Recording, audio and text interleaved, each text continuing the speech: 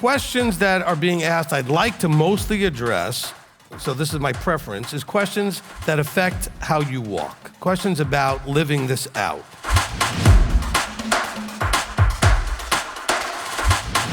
What he's always told me is, tell them that if they're doing what they're supposed to be doing, they'll be where they're supposed to be. But you need a teacher to teach you what it is you need to be doing.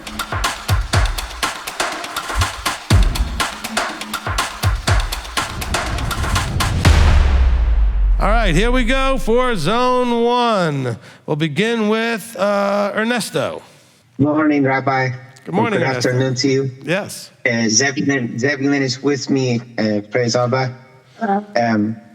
My question that I have today, I'm going to do my best to ask it the right way, because language for me. I was reading Yaakov, chapter 1, verse 27. And my question is not so much about how, like, orphans or widows or people with disabilities are supposed to be treated. My question has to do with the fact that not having parents, I was never really taught any discipline or how I'm supposed to deal with things in life. So halachically, I hope this is a halachic question. How are we supposed to, just not having many life skills? I'm trying to figure out how I should deal with counsel, because I really don't know why my feelings get hurt, or why, certain things that they feel like they're hurting you, and then just bring out the worst. I don't know if it's bringing out the worst in me, and I don't want to annoy people. So I've been praying about this. So if there's some counsel that you can give to me, right, so that I embrace and I accept the message, even yours, Rabbi. I understand. That's really hurting me that I don't get it. Okay. All right, I understand. Okay. So part of the problem, and I know this is coming from that we counseled recently, and we counsel often enough, but the thing is, all right, that let's first deal with Yaakov, James 1:27. It says pure and undefiled religion, and it talks about widows and orphans and that kind of thing. So that has nothing to do with you being one, although it does talk about, to those of us that are interacting with you, we should have a concern for those that have those kind of situations. Of course, there's also for more of corporate Israel, understanding how those things should be handled. But for you, when it comes to counsel, when it comes to handling counsel correctly, part of the problem and this is for all of you, because Ernesto's got his own issues, and a lot of you have very similar issues, not necessarily the exact detail of his issues, but similar, that you struggle with certain things, and then you feel like you get hurt if you get counsel or whatever it is, and you get what feels like a little bit of a smack around type of deal. Some of the problem is this, okay? If I keep going to my auto mechanic because I have an air conditioning problem at my house, both the auto mechanic and I are going to get very frustrated, because that's not his job. That's not what he does, okay? And so some of you keep coming to us, asking us to do things that's not our job to do. And then you get frustrated and you get your feelings hurt and that kind of stuff. Now, part of it is our fault, because we try to help you as much as we can up front when you first call, but then we're not expecting you to call 3-4 times a week, okay? Because you need a professional counseling person to deal with, or health practitioner, or legal advice, or whatever it is that you're dealing with. You need a professional for that. And so I'll take the blame that we do try to help people as much as we can in whatever they're dealing with. But at some point, you have to be willing to accept, if we say we cannot help you anymore, you need to go to a professional in that specific area, okay? And that's really what ends up being a problem. Because some of you, and I know, and Ernesto, we feel your pain. I hear your emotions, and you've cried on the phone too, and because it's real. You're really dealing with some hard stuff. But that being said, we don't have the capacity here, nor are we licensed professionals in the areas that people need sometimes, for you to call multiple times a week, every week. And you're not the only one, Okay, we have several of you that do this still on a regular basis. And when you can't talk to me, you'll start bothering Elder. And when you can't talk to Elder, you bother Marlene. I don't know why, but just because she answers the phone. Okay? And I know you don't want to be a bother. The problem is you're calling the wrong place. Okay? Some of you have legal issues and you keep calling us about it. We're not lawyers. Some of you have health issues. We're not doctors. Some of you have psycho-emotional issues. We're not psychologists. Okay? We're rabbis, elders. Now, we can do some of those things really on a light version of it. Okay? The legal stuff, we're never going to act like a lawyer. We're going to just tell you to go see one. Okay? The medical stuff, we're not going to act like a doctor. We're going to tell you to go see one. Psycho-emotionally, I can counsel. I'm allowed to counsel. As a rabbi, I can counsel you. But there are certain levels of things that you guys might need that is beyond either my capacity in terms of what I'm able to do, or I just don't have the possible time to do the commitment you need for the types of therapies that you need. Now, Ernesto, you've been diagnosed and you've got autism and these other things, and that's something that needs to be dealt with by a professional to help you to learn your life skills and how to cope with your problem. Okay, I give you some counsel. The problem is that for whatever reason, you're either not able to take it or apply it, or it's some sort of communication issue, so you call back and you call back and you call back. All right? We want to be here for you, but we can't be that crutch you keep leaning on when we're not actually designed for that.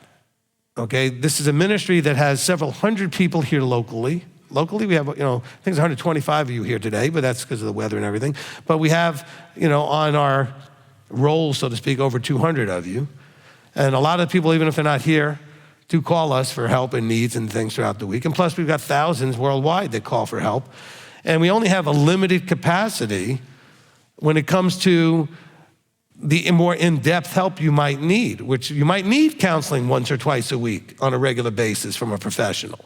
You might need whatever kind of help for whatever area of your life on some sort of regular basis. It's just beyond the scope and capacity of this ministry, okay?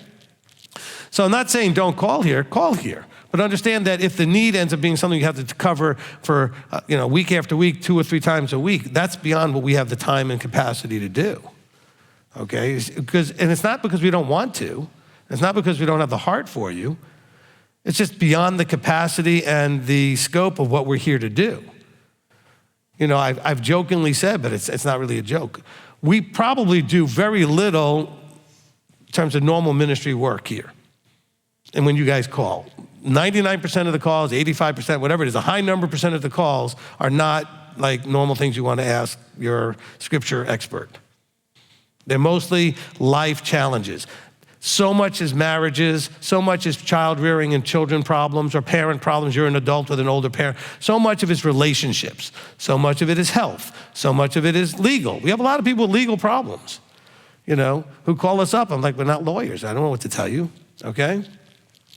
And so a lot of immigration issues. A lot of people want to move here. I'd like you to move here too. I'm not an immigration attorney. I can't help you, all right?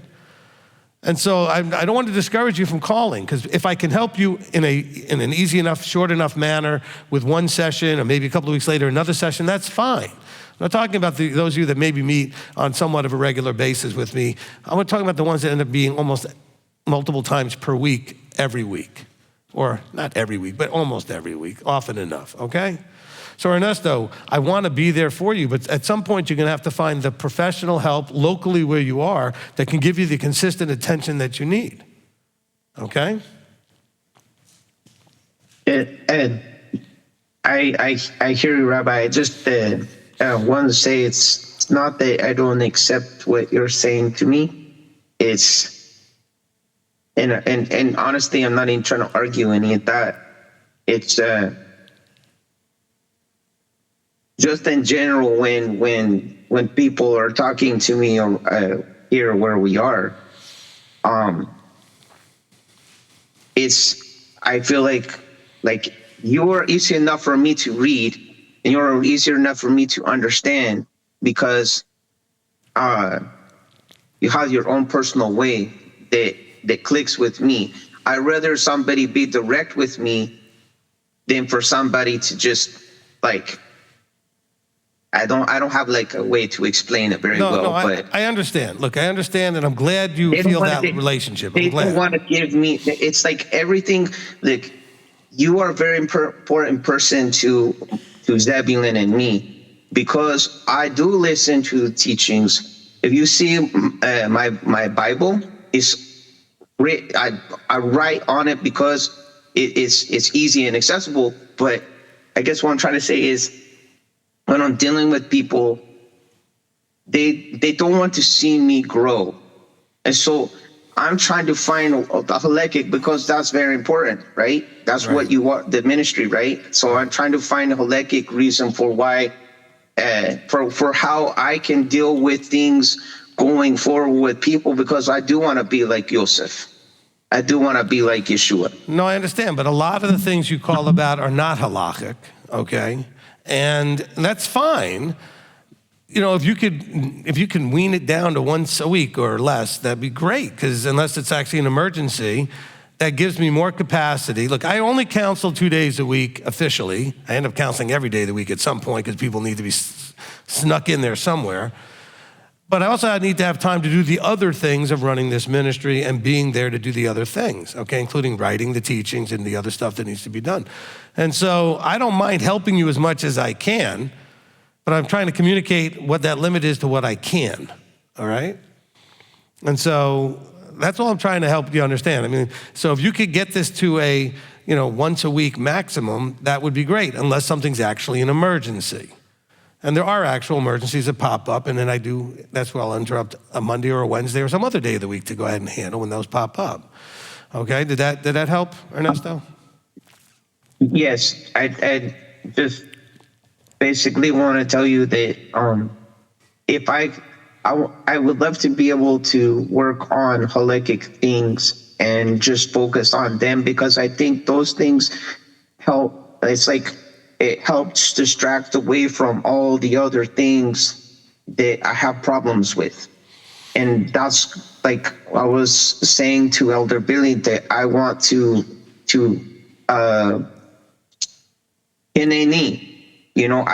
I want to be used. I want to be able to do something even from where I'm at.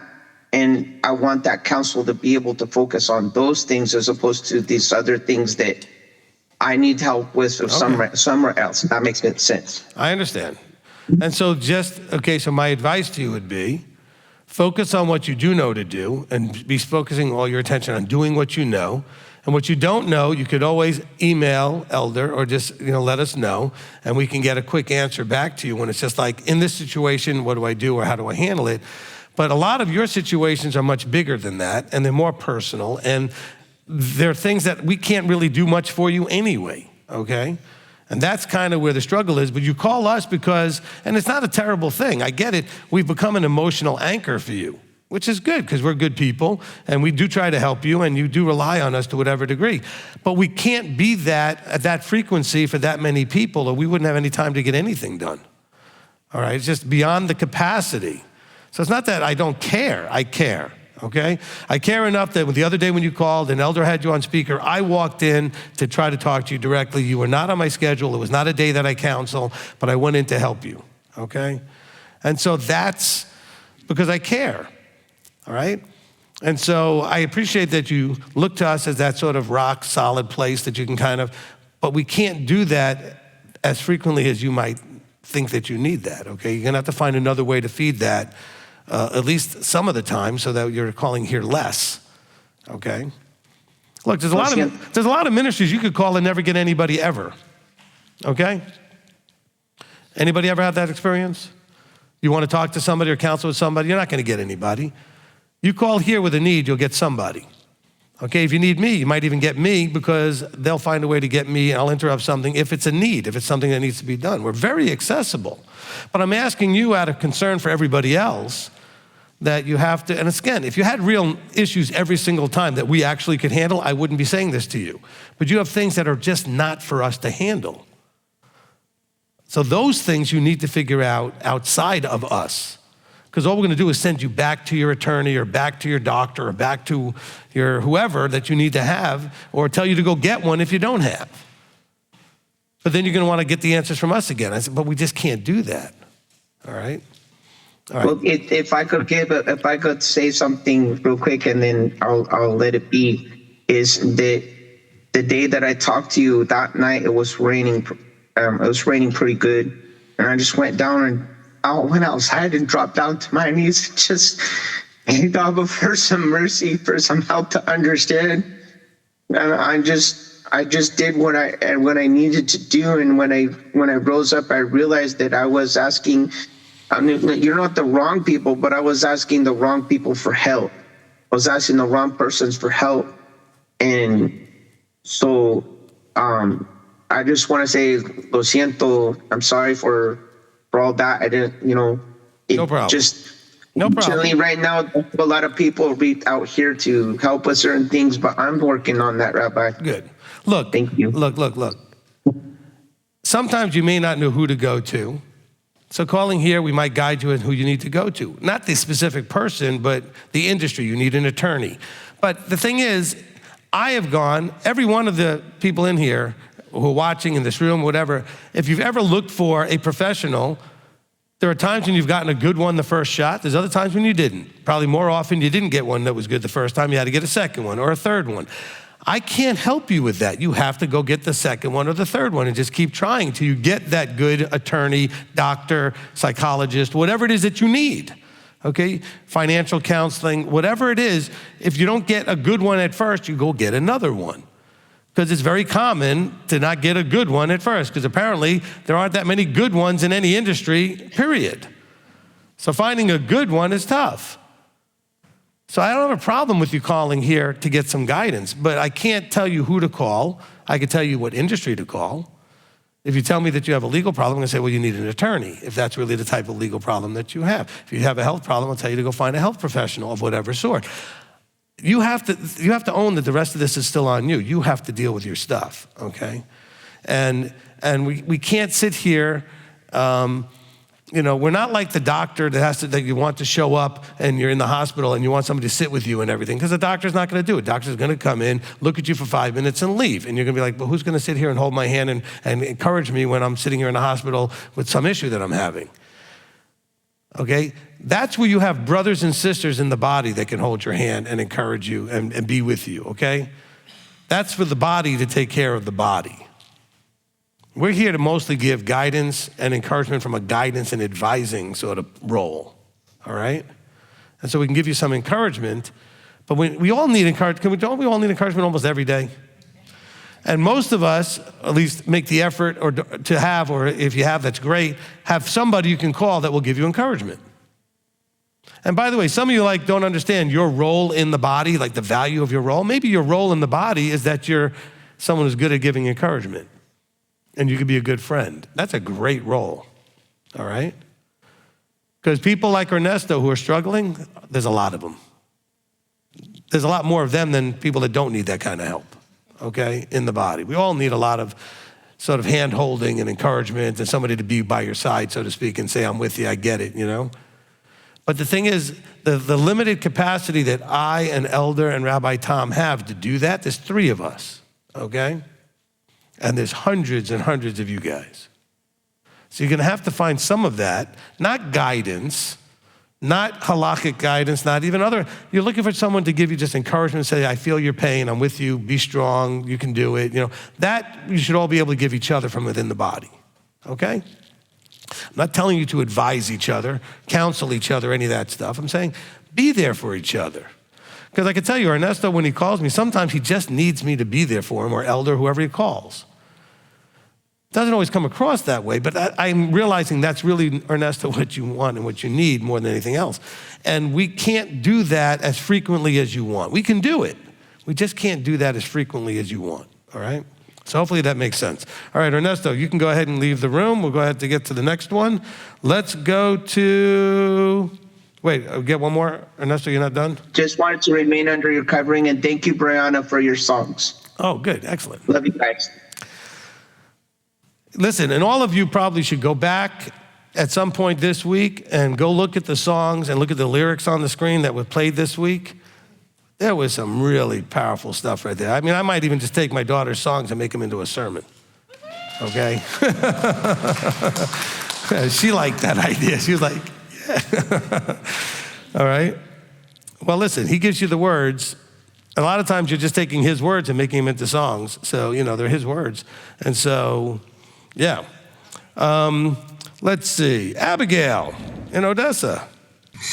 I wanted to ask about Proverbs 9:17.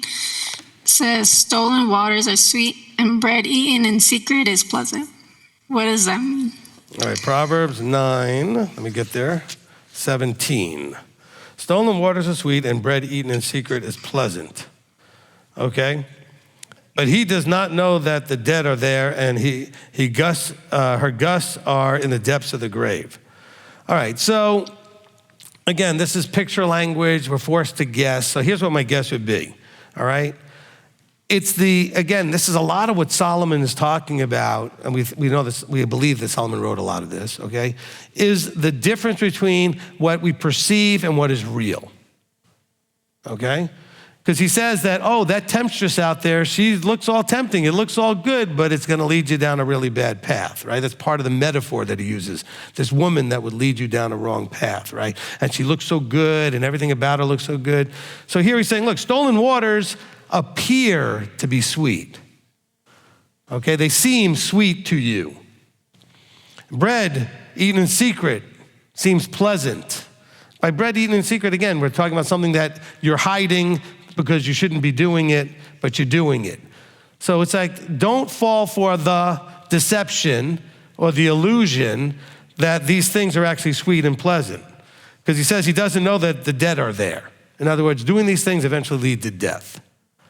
But they seem pleasant at the time. Paul says things like that, and others in the New Testament say things like that. There's that which seems pleasant at the time, but then we realize later it's not good. Okay? Did that help, Abigail? Yes, sir. I have one more. Sure. In Genesis 1:27, let me see, hold on. Says, and Elohim created the man in his image. In the image of Elohim, he created him. Male and female, he created them. Right. And then in Genesis 5:3, and Adam lived 130 years and brought forth a son in his own likeness, after his image, and called his name Sheth. And they both talk about in the image, with Genesis 1:27, is it where was Elohim in the image of a man? And then in 5:3, is it about Abraham, him and his son kind of looked alike? They had the same. Well, it's Adam, not Abraham, but yes. Okay, so image has to do with, so we'll talk about it looking like in some form. Okay, or being like in some form, okay? So you are in the image of your mother. There's aspects of you that look like your mother, aspects of you that look like your father, okay? So that's an image visually. We also know that someone could be in the image of someone because their personality is similar. Their behavioral traits might be similar. So what the Father is saying in chapter 1 is, I created man to be in a lot of ways similar to me, okay? Even though he's not physically in a body the way we are, okay, but he gave us things that function like him. We're very creative. He's the creator, all right? So he loves, we love. So we're supposed to be behaving, thinking, and becoming in his image. It's a transformational process, but he starts us with a bunch of the things that are already in his likeness. And then he gives us other pictures and metaphors, like the fact that he talks about himself being a father. Okay, and that Yeshua is the son. But we don't have a father and a mother being intimate and creating a baby when it comes to the heavenlies. But the imagery communicates to us something we can at least understand. We understand, or should understand, now maybe you didn't have one, but at least we should understand what a proper father might look like. And how do we know? Well, we look at the Father in the heavens, how he treats the people, what that might look like, okay? And then to understand the relationship of the Father and the Son, he gives us that imagery that we can relate to. So he made us in this idea that, you know what? He's got eyes, ears, and a mouth, so to speak. In other words, he sees. I don't know that he actually has physical things like we do. He hears everything. He speaks. We have the word, and he speaks. So we're similar in his image to that, aren't we? In terms of, we think, we have understanding, we have wisdom, okay? We have all of these things that are like unto him. And so when he says that he made man in his image, we have all of these things that are very similar to him that would make us related. Like if somebody saw us and somebody saw him, they would say, oh, you're an offspring, okay? Anybody ever had anybody say, oh, you're just like your mother, or you're just like your father, or you're in some way, or you look just like, or you've acted, or you do a behavior that's just similar to somebody? The apple doesn't fall far from the tree type of thing, right? And so when Yeshua was asked by good old Thomas, to show us the Father and we'll believe, and he's like, well, you've seen me, you've seen the Father, right? So he's saying is, not that the Father looks exactly like Messiah. He says, but I am as like him as anyone can be. So when you see me, you get as great an understanding of him as you can get. Because I act like him. I think like him.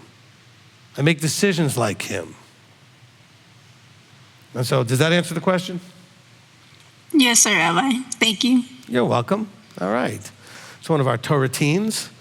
Okay. Let's go now to Angie Stone in Pennsylvania. So I have two questions, and the first one's super quick. It's more of an informational thing, and then the second one's probably going to be a little bit longer. Okay. So I heard you're going to be starting up a Hebrew class. Yes. Is that going to be available to the online people? No. Can you please reconsider? Just think about it, maybe? No.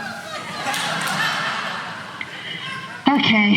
All right, look. I may do something at some point for the online community, okay? But that'll be for the online community. And it'll be done through Zoom or something, and we'll do it for the online community, okay? Look, the way I teach Hebrew, I'm just teaching it from the point of view of learning the Aleph Bet, being able to then understand the nikudim, the vowel pointings, so that you can read and pronounce the words correctly, okay? And as part of that, we sing an Aleph Bet song, and we get a little goofy and silly and everything like that. And I don't think that everybody here needs to have that put on film for everybody to see, okay? But, I don't mind doing it with the online community at some point, okay? So I will consider doing that, but I'm not gonna have what we do here done for the online community, okay? Because I don't wanna record this and put it up there permanently for people to just, have a good time and laugh at us. But anyway, so as we struggle with our Hebrew, all right? But I will do something possibly for the online community to teach the basics of understanding how to at least read and pronounce the words, all right? I'm not teaching the language as a language at this point. I'm not teaching you so you understand the words. I'm not gonna teach you grammatical, things that you need to understand about the grammar that Hebrew uses versus another language. Okay, I will teach you some very basic things because this is a very basic course, okay? With the intention that, like it was for me in Hebrew school, so I'm just giving you what I was given. The only thing they really cared about, which I can understand is a first step, is that I could pick up a prayer book, a siddur, and I could actually recite the prayers by reading the Hebrew. Because in the siddur, they're not in transliteration, it's only in Hebrew, okay? And so, as a matter of fact, I can't read transliteration. I know a lot of you are pretty good at it because that's all you could do, but I never learned it. It's hard for me. I'd rather read the Hebrew. It's easier for me, right? Now, do I know every word that I'm reading? No. I know a lot of them. I've been doing this for a long time, so I know a lot of the words I'm reading. There's still a lot of Hebrew I don't know. Okay, I do know some of the grammar, but I picked it up by reading a lot of Hebrew. And I could see how things are used grammatically in the Hebrew language structure or sentence structure. But this is not that kind of course that I will be doing. This is going to be doing what I learned in Hebrew school when I was a young kid, okay? When I was 10, 11, 12 years old, or whatever I was. I don't know what age I started at, but I know I got bar mitzvah at 13, but I had learned way before that how to read Hebrew, okay? So maybe 8, 9. I know I went to nursery school in a Hebrew school, nursery school, so maybe even 5, 6 years old or whatever that is, okay? So I'm gonna be teaching you that same sort of thing, all right? And just like those little kids in the program back then, we're going to sing the Aleph Bet song and learn the Aleph Bet, and we're going to have a lot of fun, and we'll have a good time. We'll all laugh and whatever, but it'll be fun. But we're going to do that here locally, and then I'll see what I can then do for the live stream, okay? Next question. Yeah, I was actually a little bit beyond that. I was actually looking for like the grammar and stuff like that. So if that's all you're doing, then that wouldn't really help me at all. No, I'm not teaching the Hebrew as a language. Okay, I'm teaching you how to be. Yeah, that's what I'm looking for. Okay. Can you already read Hebrew? So I can read it okay, but I don't always know what the word means. Like right now I'm working on building my vocabulary. All right, well, there are lots of online courses you could take, and there's lots of places that teach the language, okay? So you can do that. So then my second question is, and I'm sure you probably know this mindset is, I was taught that the age of accountability is about 13 years old, and that until the age of accountability, you're not really, I don't know how to word it, like responsible for your sins or whatever. But then my question is, like, knowing people with like my one friend who has a daughter who profoundly has cerebral palsy, or different people with different like intellectual disabilities. Like, how does that apply if a person can't really understand? Like, I don't know if you understand what I'm trying to ask. I do. Okay, so first of all right, it is not, and this is hard, it is not our concern, issue, or problem to figure out his plan for people with problems or people with disabilities, okay? We just have to know that he has one. See, a lot of things that have to do with Elohim, we want to figure out the details and understand the whole plan. When he just wants us to trust that he has one. That was kind of when he took them out of Egypt, they didn't know what was going on. They had to trust that he had a plan, that he was taking them somewhere. Then when he had them covenant, they had to agree to all of that without even knowing what was in forget about reading the fine print. There was no print. He hadn't started telling them anything yet. He wanted them to sign before even knowing what it was, purely based on their understanding of who he is. So I believe, as it tells us in many places, that he's El compassionate, merciful, filled with loving kindness, okay? And so I got to believe that he loves those challenged children and adults just like we do, okay? And some of those challenged adults and children, when you meet them, maybe they look a little different, maybe they act a little different, but you know what? Sometimes you realize, wow, they're more just balls of love than anybody else you ever meet, okay? Okay? Because one of my favorite people in this group is a little boy named, it's not even little anymore, named Mateo, all right? But that kid is just pure love. And you all know it. And he's got some challenges, but he also speaks several languages, or at least understands things in several languages. He's very good. If you want to tickle him pink, say something to him in French, he'll love it, okay? Okay, but, there's a plan, and we have to believe that Abba has one, because he says things that make it sort of pretty clear to me that he has one when he says things like, it's his desire that all men be saved. That it says, well, if possible. Now, to me, that means that short of you having something outside of your control, he's going to provide an opportunity at some point where you can make the choices with having full control. Because what would be the fairness? And he says that he's also fair and just, right? There's no fairness and there's no justice to someone being born handicapped and then that was their only opportunity. That was it. That doesn't make any sense to me. Okay, look, some of what I need you guys to do is you're gonna have to use this 9 pounds or whatever it is above your shoulders and start being a little bit more rational and logical. You're not looking at the Creator always with that logic and rational thinking, right? You're looking at him through Christianity or some other way.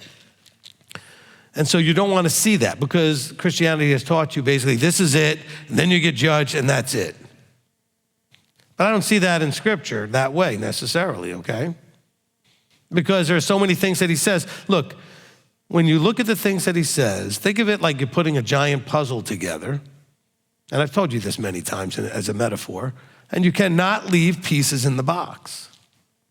All things have to fit together, and I've made lots of puzzles. That happens to be one of my hobbies. I like to do puzzles, all right? I don't get to do it very often because I like to do big ones. And so once I start, it's hard to stop until I defeat the puzzle, right? It's like a challenge, okay? So I can't just casually start a puzzle and go and skip it and do it like once in a week, and I have to beat the puzzle. But when you put in a piece, especially in these bigger puzzles, sometimes it almost might fit, but it doesn't, and you gotta be really careful you don't put in a wrong piece. But all pieces must be used, and they have to fit perfectly. They gotta fit right. And so that scripture to me is the world's greatest puzzle. That's why I love the word. For me, it's like putting together the world's greatest, most challenging puzzle. Now that being said, everything that's a piece of this puzzle related to a particular issue or topic has to be used, which is why I do 15, 20, 30 parts of a teaching to make sure that we're not missing any of the pieces of the puzzle. All right?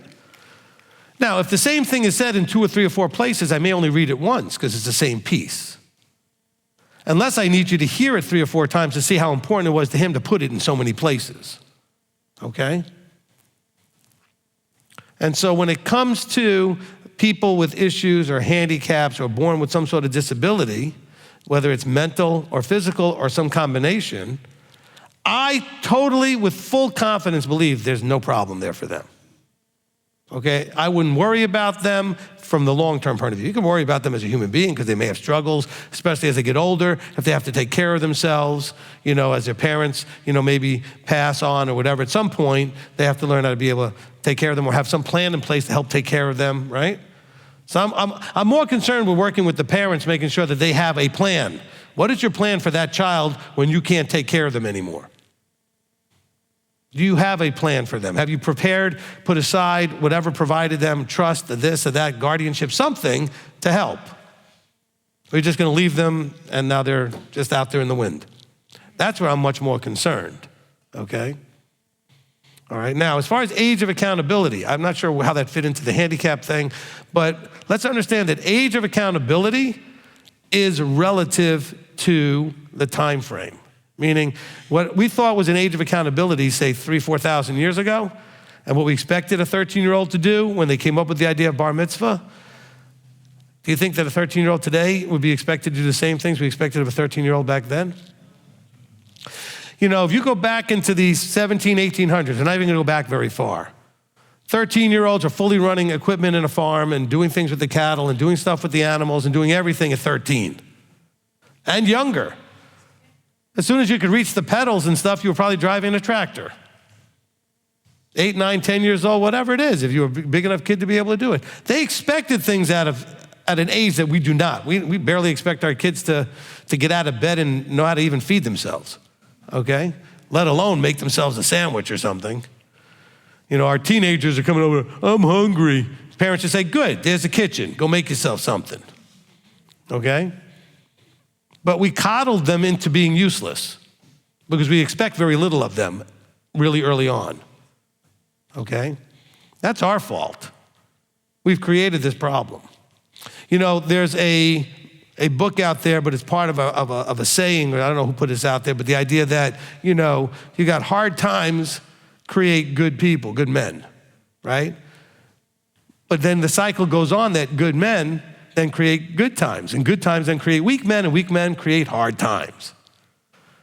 And so what happened is we've been going through good times and it's creating weak people. Because in our good times, they're spoiling and ruining the next generation. Because we're not expecting that much out of them.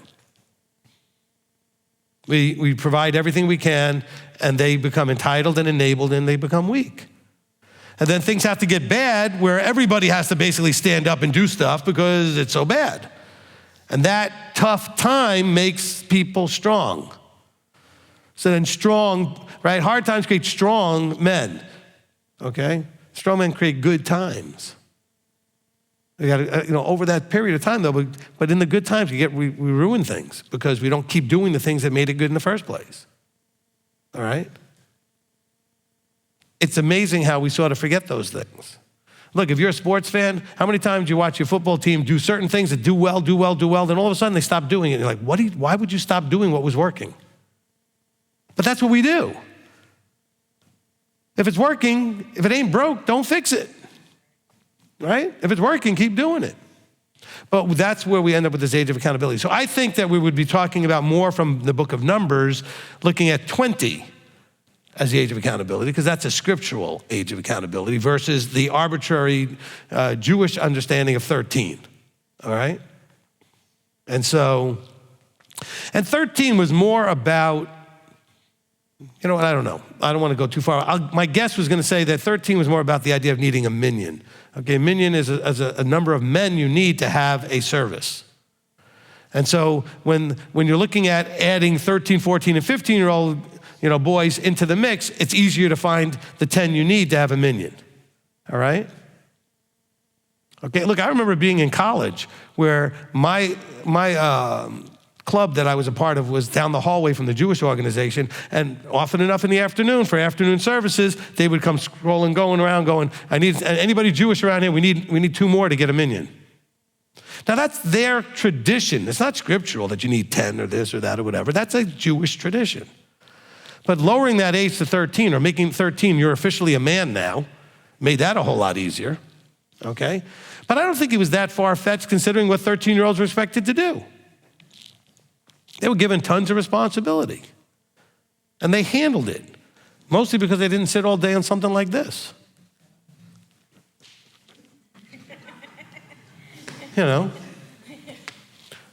Which creates a strange physical phenomenon called digital deafness.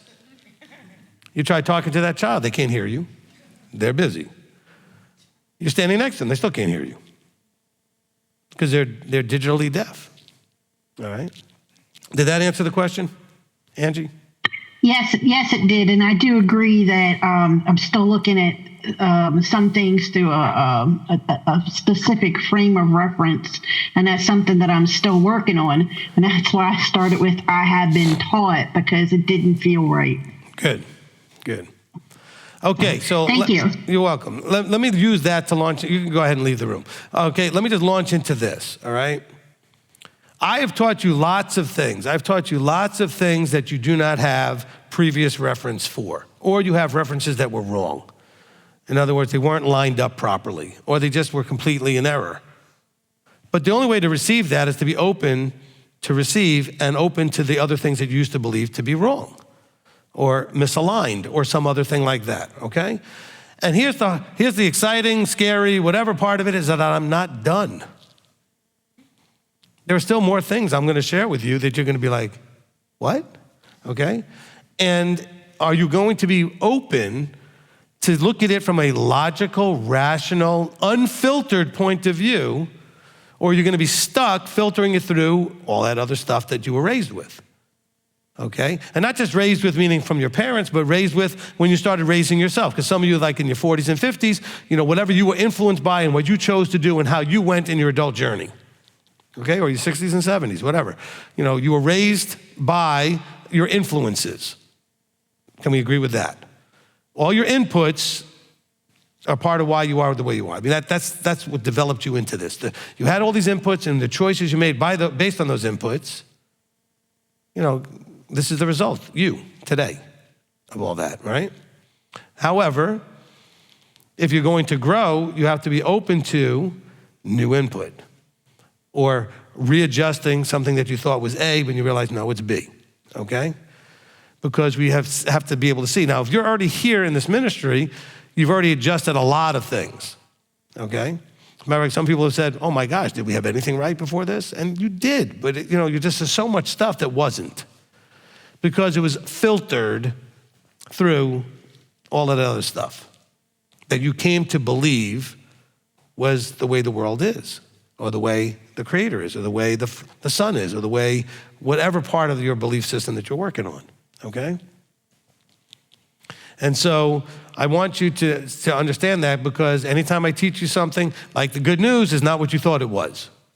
Evil was not what you thought it was, right? All these things I can show you is not exactly what you thought it was. You might receive that, or you might struggle against it. I got people still today will listen to divorce, remarriage, and putting away teaching, and they're still fighting against it because their filter won't allow them to hear from the scripture what it actually says. It says what it says.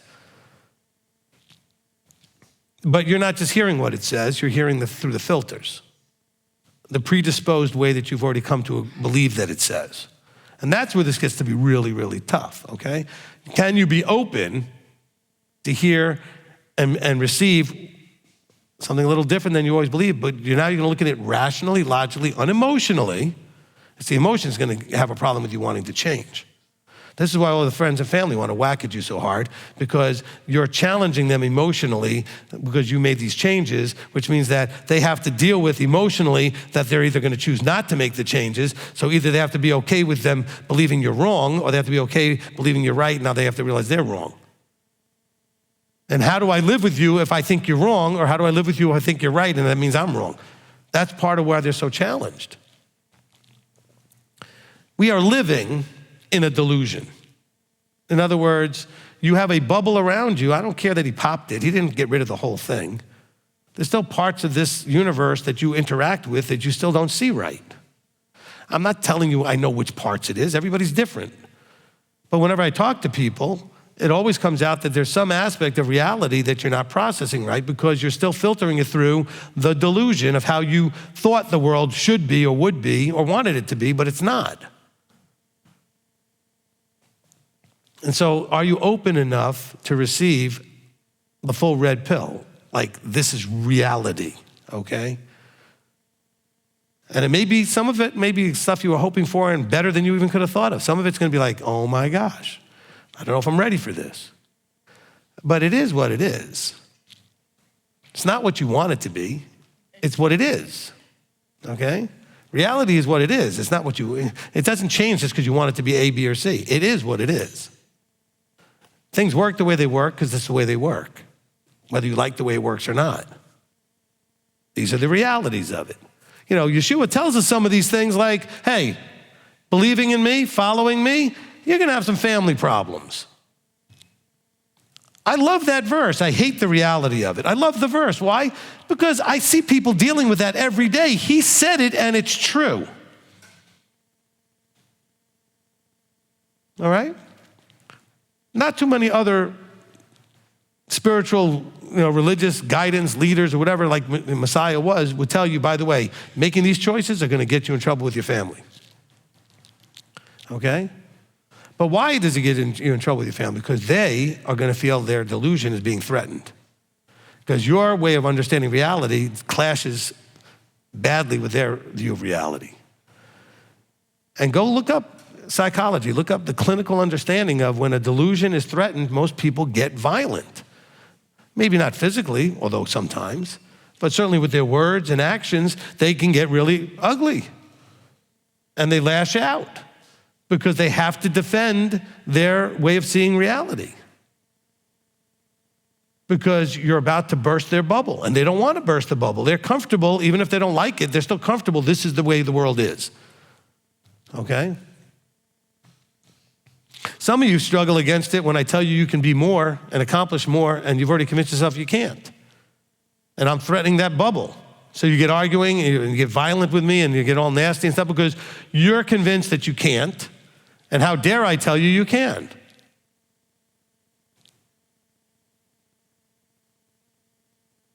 And now your role in all of this is now to say, am I just reacting in an emotional response to defend the delusion, or is there a logical, rational reason for this?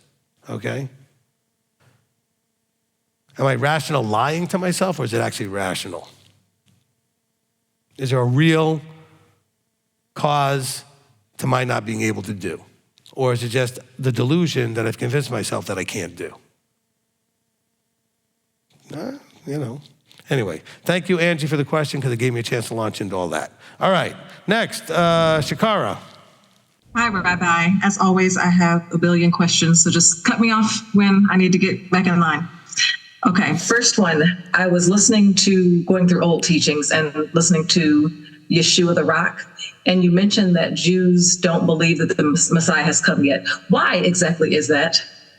Because they have, okay, and I guess I've looked into some things that have given me peripheral understanding of this more recently.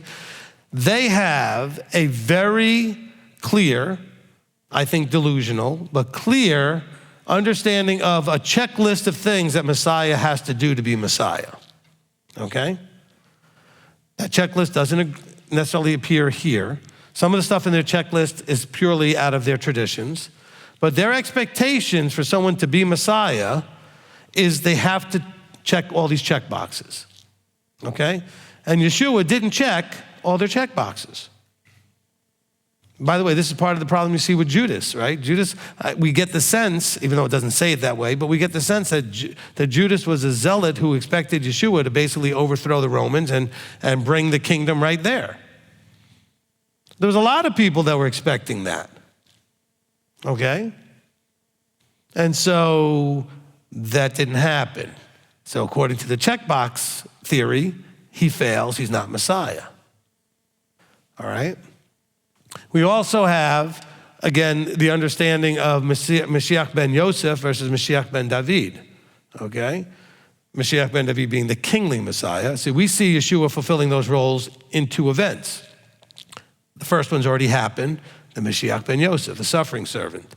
The second one, the kingly Messiah, comes when he returns, okay? The Jews don't necessarily see it that way.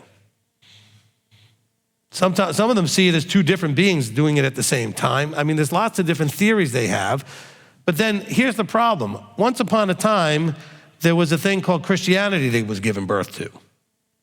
I'm not saying Messiah coming the first. I'm saying this thing called Christianity was given birth to, which came after Messiah, after he died and was resurrected. And the Messiah that presented was something the Jews could never accept as Messiah, because it was used to persecute them, attack them, condemn them, whatever it was used for. They could never believe in that Messiah. And they taught people that Messiah did away with the law, that Messiah did all these things that was completely unacceptable, unimaginable to a Jew. So how were they supposed to accept the Messiah of the New Testament when it's presented that way? I couldn't, okay? I never have in my life accepted a Messiah that was that way. My only experiences with Messiah is in the context of Torah observant, pro-Torah, okay? Now, I was in a church, but it was a Torah-keeping congregation. It was not Messianic per se, meaning with all of the other Hebrew root stuff that you would find in Messianic, but it was always with Messiah being the extension and flow-through of the old into the new, not the new replacing the old and doing away with it and all that other stuff. So why don't the Jews believe he's already come? That's why, okay? I mean, that's scratching the surface of it, I suppose, but those are the probably good enough reasons for you to understand. He hasn't checked off all their check boxes, all right? Don't ask me what they are. I've heard different lists of things that they were expecting. I could just say that they had, and when I've listened to their list, they're not always things that Scripture does tell us some things he will do. And he has not done a lot of the things Scripture says, which is why we expect him to do them when he comes the second time. But we also understand that he didn't have to do those things the first time. There were other things that needed to happen the first time. So there's differences of opinion. Okay, Shakara, did that answer it? Yes, thank you. Give you a second one. Okay. A Shabbat teaching. You had PowerPoints back then. So you had a slide up talking about the process of going forward. Receive, apply, transform, give. How do I know when I'm ready to move to the next step? Okay, first of all, I did not have PowerPoint back then. Okay, Marty decides to put stuff up on the screen. That's something he does after the fact, okay? There was no PowerPoint, never has been. I've never used it. Okay, but Marty takes some of the things I says and puts them up on the side of the screen or puts them up in some way, and that's all fine, all right? Now, say the part again that you saw that was on the screen, and then your question? It says, its title is Shabbat, the launching point, and it says the process for going forward. Receive, apply, transform, give. Okay, and what's your question about that? How do I know when I'm ready to move from one step to the next? It's not a readiness. I mean, as you receive, okay, you apply, okay? And in applying, you transform. And in transforming, you become a giver. You start as a receiver, and you come out at the end of that process as a giver. So it's a natural flow with each thing. As I receive, I now have something to apply. And as I apply, okay, it's going to transform me. And then through that applying and transformation, I'm going to become more of a giver. So it's functionally you move forward. It's not like, how do I know? It naturally happens, okay? The part that's not so natural is you have to start the process with receiving and applying. Those two things you have to consciously do. The rest of it sort of flows naturally. Does that make sense? You receive, you apply. This will actually have an effect. Those are your two actions. Your effect will be that you'll be transformed and you'll start giving, okay? In other words, what you've received will start to flow out of you. Others will benefit from your transformation. So giving doesn't mean money or this or that. It means that people will benefit from you now being a transformed person. Okay, you got another one that's quick? I'll give you one more and then I got to go to Richard. Okay, this actually, I think is quick. Genesis 7:2. Was that considered basically, or would that be considered the first miracle of multiplying food for him to be able to provide for them in the ark that entire time? I don't know about multiplying food. It doesn't really say what they ate, but if you give them 7 pairs of the clean, so that's a lot more animals. And of course, there are the opportunities for them to reproduce. They were on the ark quite a long time, okay? And so, so I wouldn't say that there was a miracle of multiplying food here. They dealt with whatever was on the ark, all right? Okay, thank you, Shakara. You could probably get back in line. We'll see if we can get you back in if there's time at the end. All right, Richard. Rabbi, I have 2 questions to give, and the first one is in this week's Parsha, Vayigash, and in chapter 46, verse 20, it talks about unto Joseph in the land of Mitzrayim were born Menashe and Ephraim, who Asenat, the daughter of Potiphar, priest of On, bore to him. So, and then when you go to chapter 48, verse 5, it says, and now your 2 sons, Ephraim and Menashe, who were born to you in the land of Mitzrayim, before I came to you in Mitzrayim, are mine. As Reuven and Shimon, they are mine. Rabbi, is this another proof that the genealogy of kids is from the father, not the mother, like as you've been always talking about? I mean, I suppose it could have something to do with that. Mostly what he's trying to say is that using an ancient Near East sort of understanding of adoption, basically what's happening is Jacob is making sure the inheritance goes to the 2 grandchildren a certain way, skips over Joseph. Okay, he's going to give to Joseph and then immediately said, okay, now that I gave to you, these 2 are mine, so I'm going to treat them just like Reuben is mine. Okay, just like you and Reuben are mine, and I'm going to tell you how they get the inheritance. So Joseph doesn't even get to decide any of this stuff, all right? So it really had to do with Jacob being inspired to make sure that the blessing from Joseph went to Ephraim and Manasseh in a certain way, okay? Okay, so is it the same way, for example, people always been saying okay, to be Jewish, you have to be it has to be your mother was Jewish, because Asenat wasn't Jewish, she was an Egyptian. So then if it was a problem, Yaakov would have talked about it. He would not have given Joseph a double portion. Yeah, okay, so some of the challenges with Judaism is, again, the way they treat some of their traditions, okay? So by tradition, they'll make some sort of argument maybe out of scripture the best they can. There really isn't an argument you can make. In the book of Numbers and everywhere else, everything's according to the father's house, not the mother, okay? And then you have problems like here, obviously Jacob was married to this daughter of a Egyptian priest, okay? There were things that were clearly would look problematic from those points of view. And so that's one of the challenges that they have. One of the other challenges they have is that they have a challenge of time. And what I mean by that is if something is given and told in Moshe and the Torah going forward, like starting in Exodus 19:20 going forward, that doesn't match up with the way they want to see things that happened before Moshe, they end up having a problem with this sort of timeline thing as if Yahweh changes, all right? So for example, we see Abraham sit down to eat with Yahweh and the two messengers, and Abraham serves him meat and curds and milk at the same meal. But the Jews will then go to a verse in the Chumash that's from Exodus on, where we have, do not cook a kid in its mother's milk. That appears 3 times, and say that's why you can't eat dairy and meat together. But Abraham gave it to Yahweh to eat. And it says that he stood by while they ate. And they'll say, well, that was before Moses. But see, that doesn't work. That doesn't make sense. Noah put clean animals and unclean animals, knew the difference way before Moshe ever gave anything. Leviticus 11 didn't exist at that point. Okay, there was no kashrut written down laws. But he knew. Okay, Yahweh doesn't change. He says that in the prophets. He says, I am Yahweh, I do not change. All right?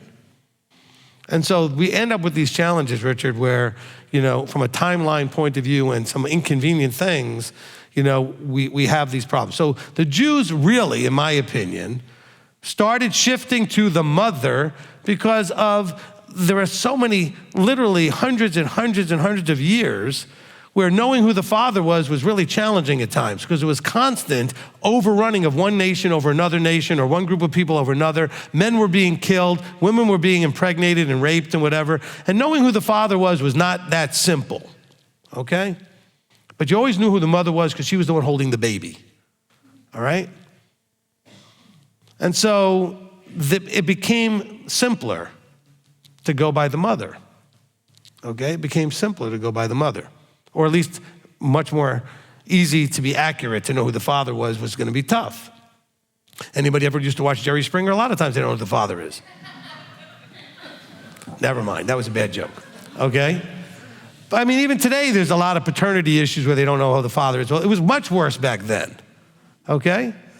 We live in a world that is so much different and safer than, not everywhere, there's still problems in the world, but for the majority of the world, we don't see just this the next door tribal, whatever community just decides they're going to come over and take everything we've got, kill everybody, rape our women, and take whatever.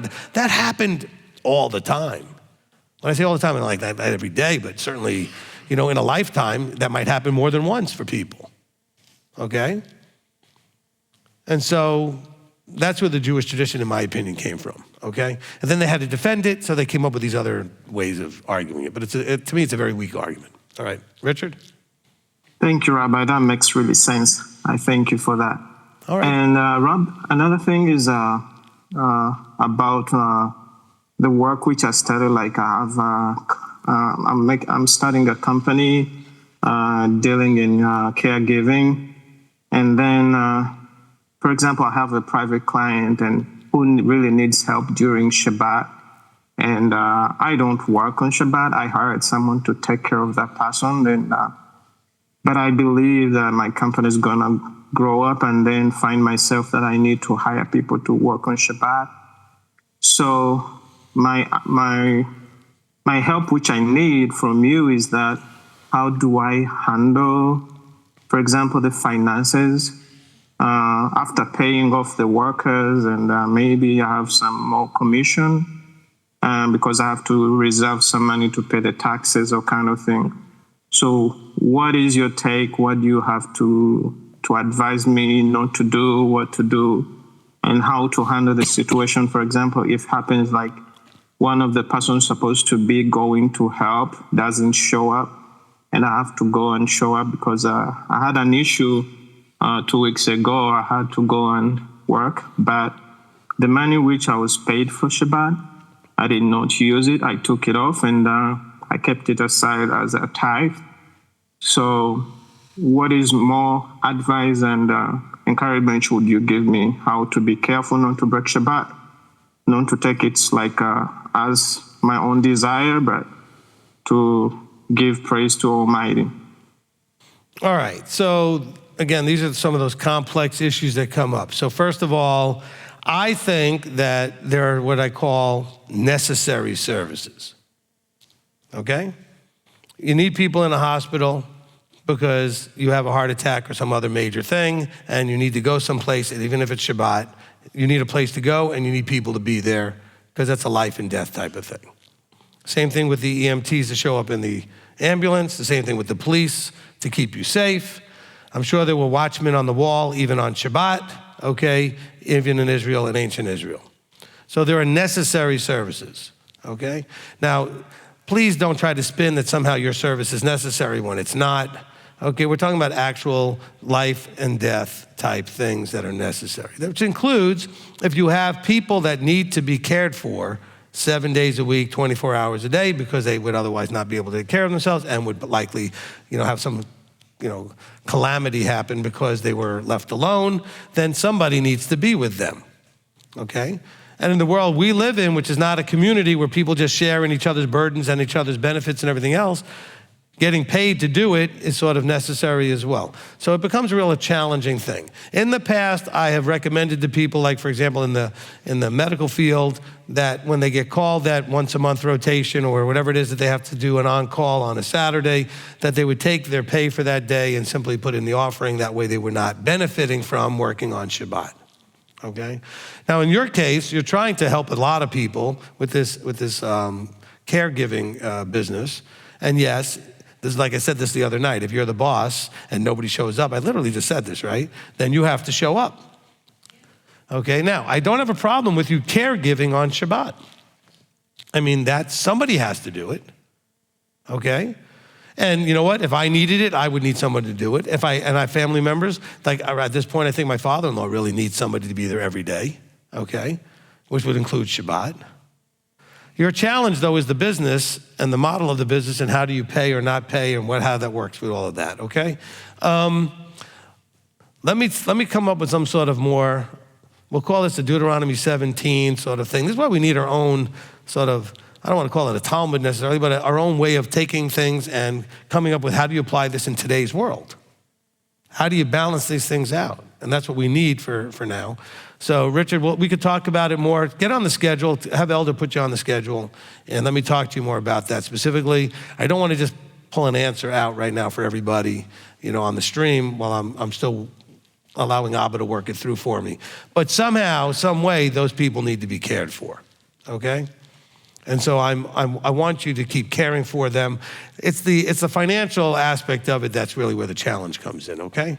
Now, on the one hand, it's your business. You could choose to not put in your pocket the pay that you would get for that day, all right?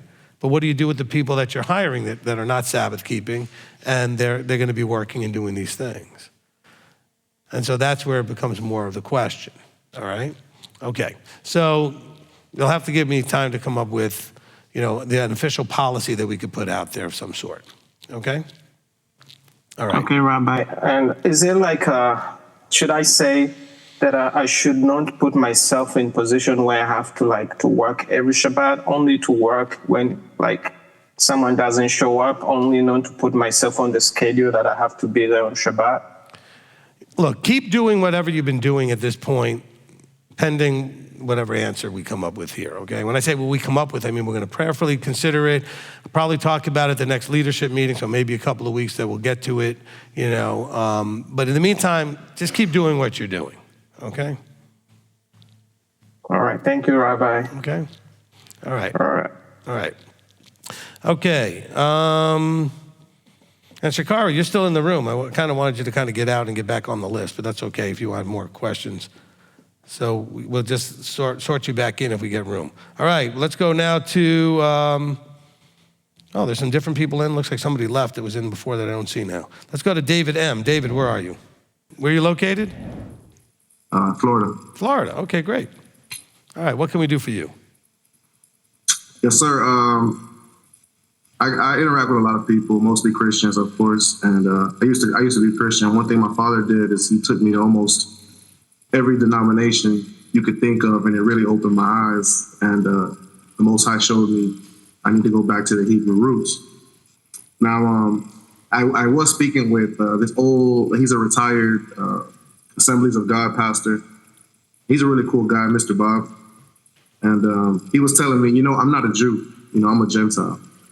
And I don't know if I know you said you're not really familiar with a lot of the denominations, but there are so many different kinds, and some people lead towards Peter, and some people lead towards Paul, and there's this huge debate between them within the Christian movement. And so he was like, "What do you think about Paul?" I was like, "I love Paul. He's in the Bible. Why wouldn't I love him?" And he says, Paul speaks against that all the time. And I just wanted to see. I know that Paul's writings are extremely, extremely difficult to understand. So I wanted to see, kind of like on an apologetic standpoint, you know what I mean? This is mainly what I'm looking for. Like, all right. What is some way that I could discuss that? Well, my first recommendation is that you don't.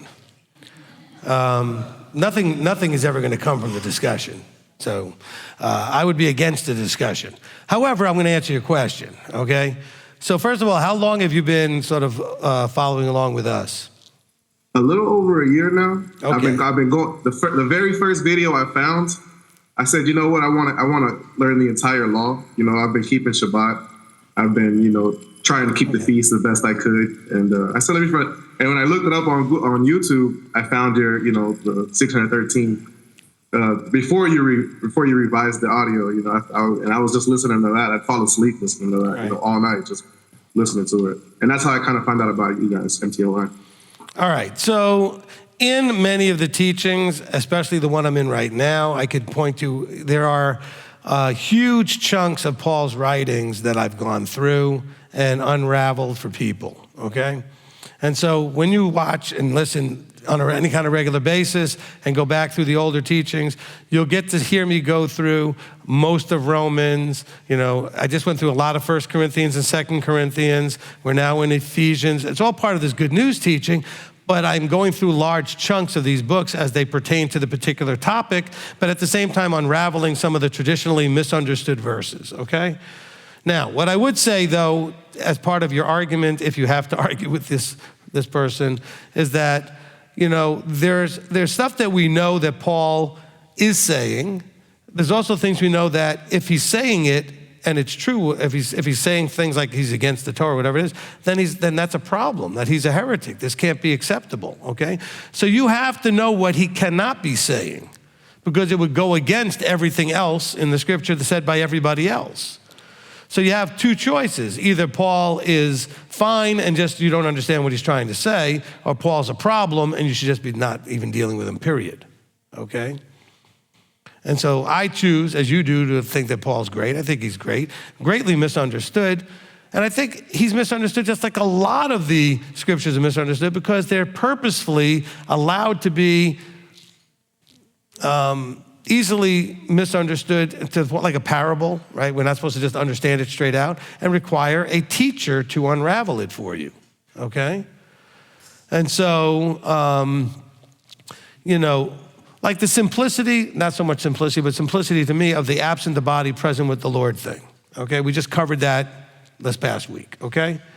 Or the week before, one of the last two teachings. Now, the simplicity, if you see the context of it, is he's saying, look, when I'm in my flesh, I'm not really present with him. My mind is not focused vertically. And when I'm presently focused on him, I'm not in my flesh. It had nothing to do with having an out-of-body experience or where you go when you die. It had nothing to do with anything. It had to do with life as it is. Moment by moment, when I take my eyes off of him, I tend to be in my flesh and do fleshly things. Okay? But when I focus on him, I tend not to do fleshly things because my eyes are on the above. I'm with him. I'm present with him. It's talking about a mindset, okay? So when I'm absent my flesh, I can be present with him every day, every moment. Now, that could be explained by me. Now you understand it. That's great. Simplicity, if you can receive it. But just to read it the way Christians read it, out of context, without reading the other chapters leading up to it and understanding what Paul's point is, okay? They didn't just all of a sudden jump to some out-of-body, what happens when you die thing, all right? That's not what he was been talking about, okay? Some of us listen to people make these arguments about Paul's writings and don't realize that they want Paul and they want Messiah and all these other ones to speak and communicate in ways that nobody does. Nobody says A, B, C, and then jumps to L, okay? It goes A, B, C, and then it goes to D, E, F. Like there's a flow. But they have Paul and others say things in a nice flow and all of a sudden jump to, no, this is about something completely else. But it doesn't work that way. Nobody talks like that. Nobody. all right? Certainly not educated people, and Paul was highly educated, okay? Now, yes, every now and then he changes topics, but it's a very clear changing of topics. He says, now, brothers, I'm going to talk to you about this. Now I want to address this other thing, okay? But when that hasn't happened, it's a clear flow all the way through. And you don't just have this like flow to here and then we jump and leap over all the way over there somewhere. And then come back. Because by the way, when you continue, Paul comes right back to the same thing he was saying, A, B, C, D, and he goes to E, F, G. All right? Does that help, David? Yeah, it does.